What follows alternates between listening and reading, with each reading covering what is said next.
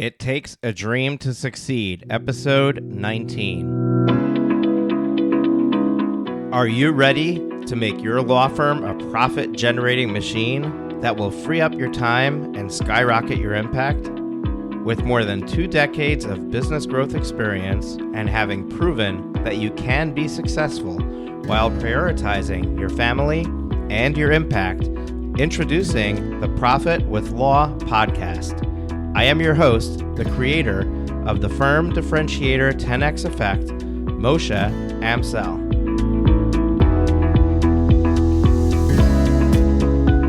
Hello and welcome to another episode of Profit with Law.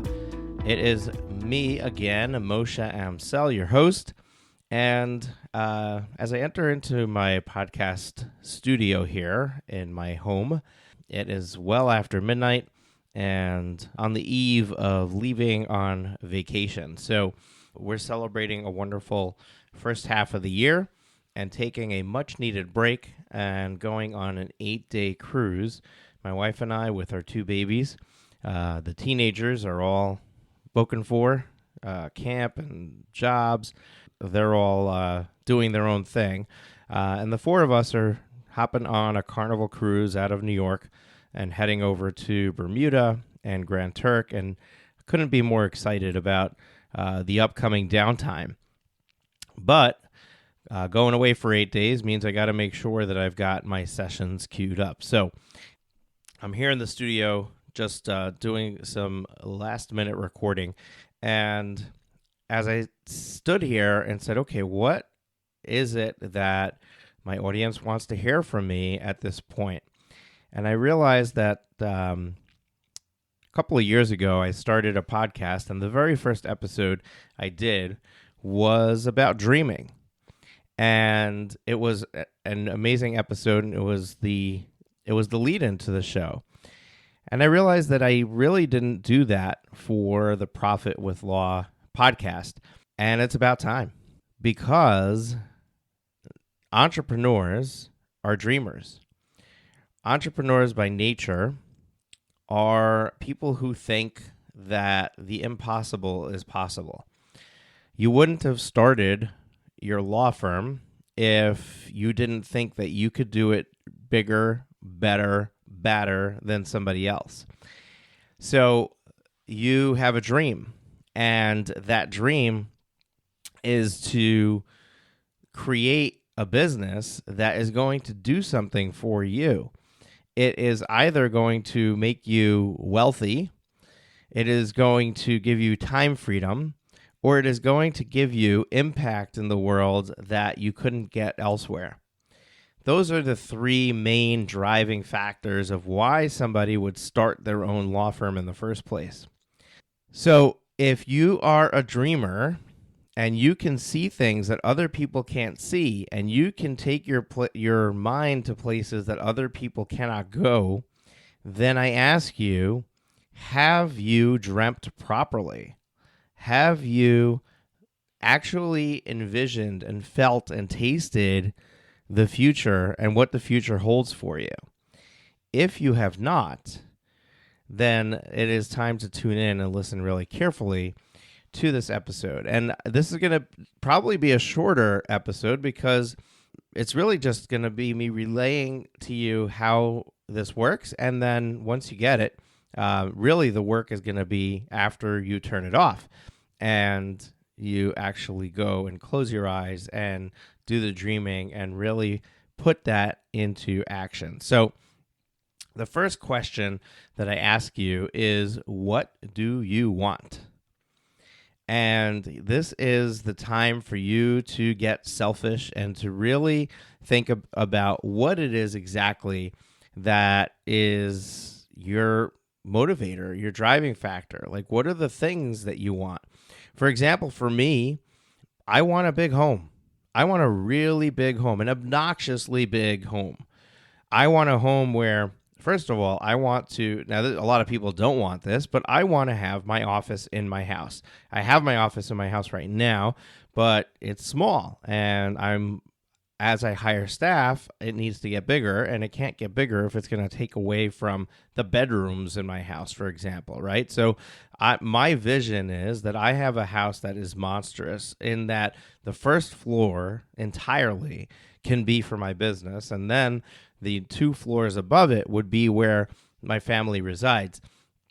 And we would have enough room to be able to host lots and lots of guests. I love having people over.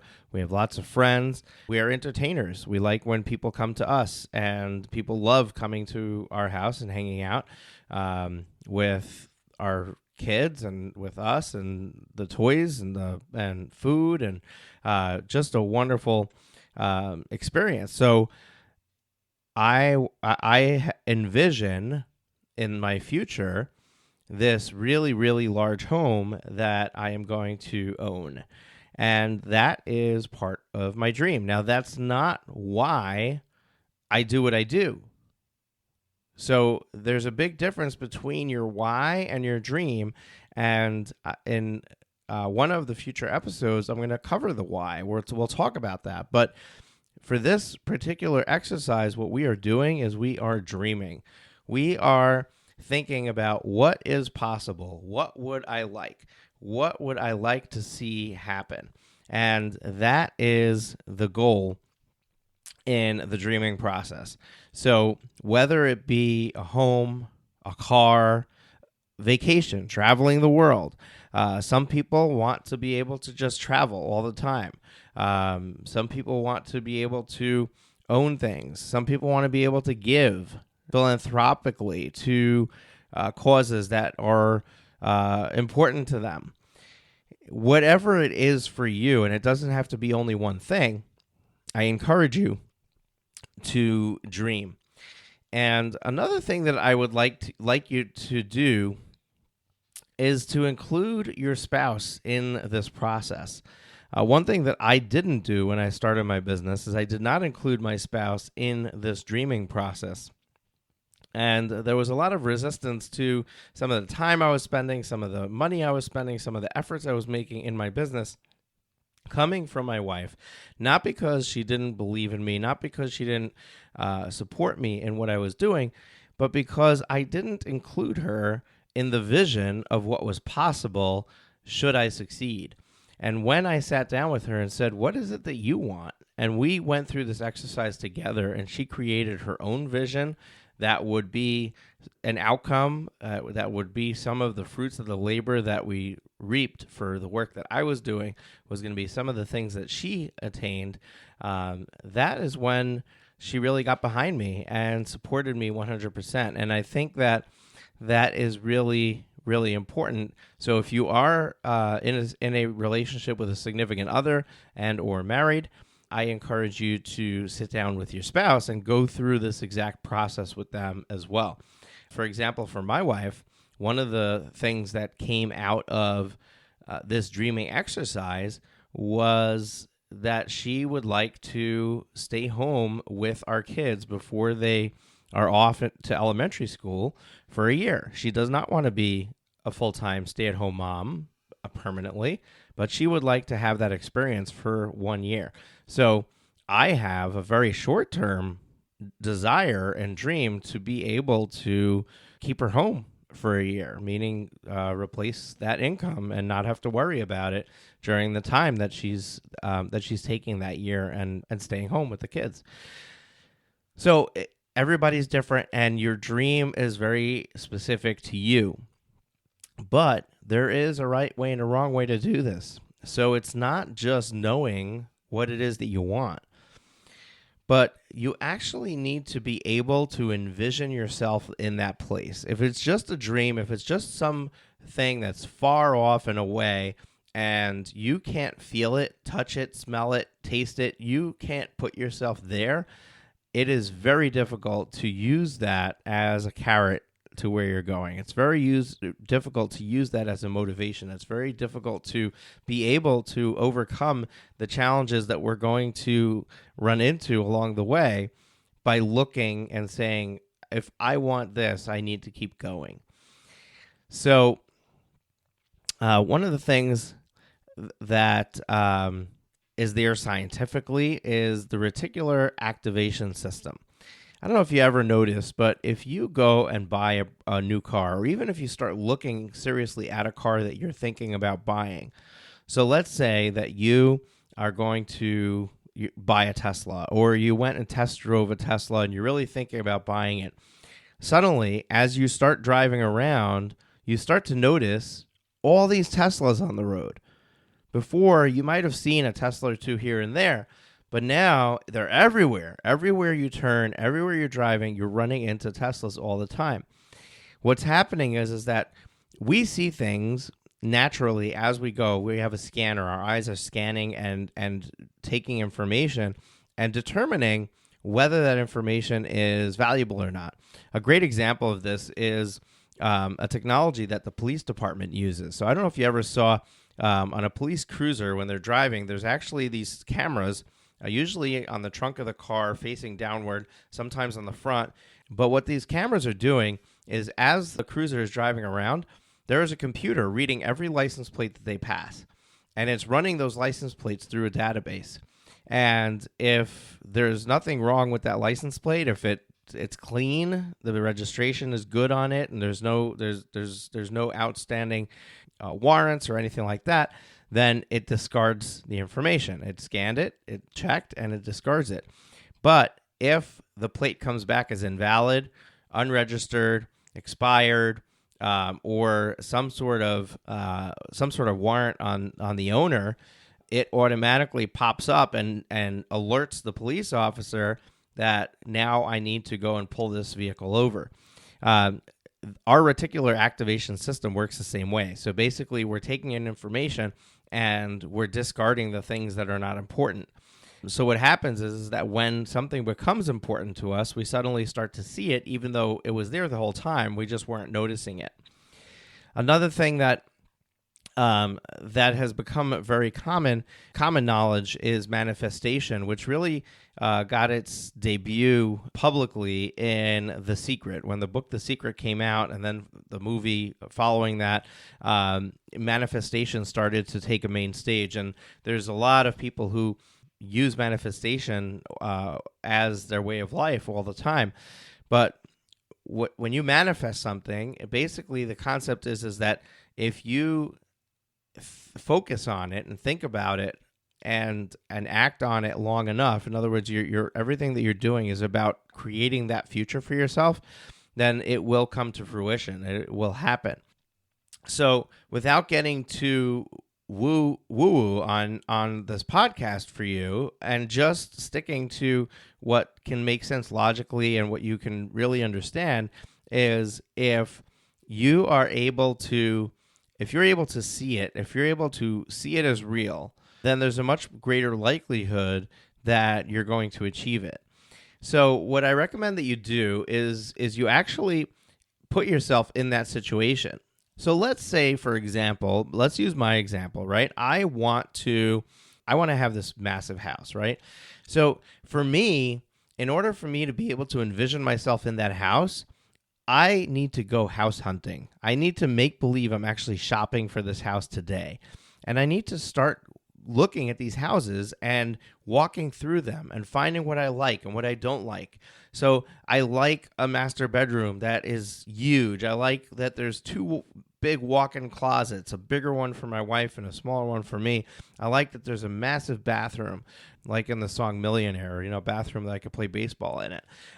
And those are the kinds of things that we start to see ourselves in it, because you're going through the process. You're actually visiting it. You're feeling it. You're touching it. Let's say your thing is a car, right? Go to the car dealer and take it for a test drive. If your perfect car is some sort of Acura, or it's a Lexus, or it's a Tesla, or whatever it is, go to that dealership, look at the car, feel it, smell it, and take it for a test drive. See what it feels like to be driving that vehicle. And then savor everything about that moment. How does it feel? How does it smell? How does it taste? How did it make you feel when you sat down in that rich, smooth, fresh leather with the new car scent, right? and bottle that up.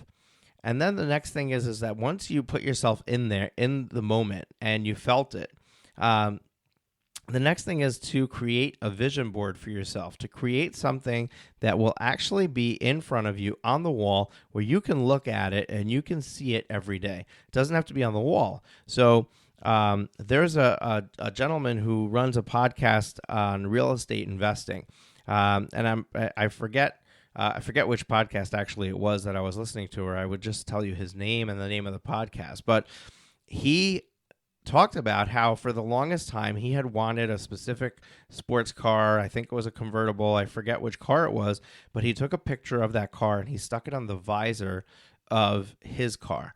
And every time that he would pull the visor down, he would see that picture. And every time he got into the car, he would pull the visor down, he would look at it, and then he would go on his way. And needless to say, he got that car. Not only did he get it, he actually got it fairly quickly. It was less than a year since he started doing that he was able to afford and purchase that vehicle. So this stuff is powerful.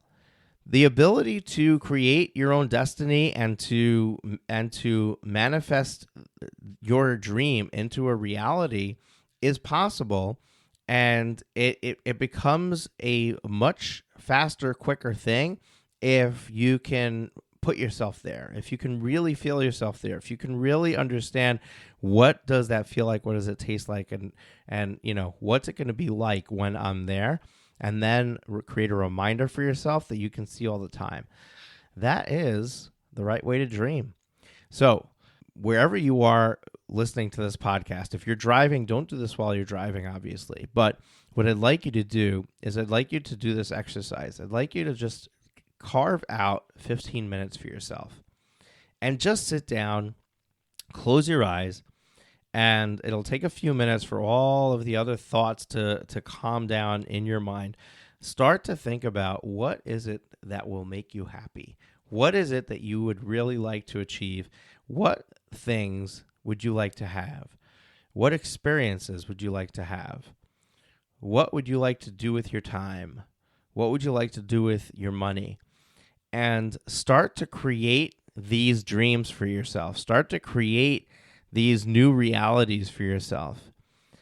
And then once you've done that and you have this list of things that you would like to achieve, you have this list of things that you would like to own, you have this list of experiences you would like to have, then figure out a way to put yourself in the moment. Figure out a way to put yourself there. If it's to be able to create some law that's going to change the world for a specific cause that you work on, then go to the state legislature and sit through a meeting where new laws are being proposed, and imagine your law being proposed at that meeting.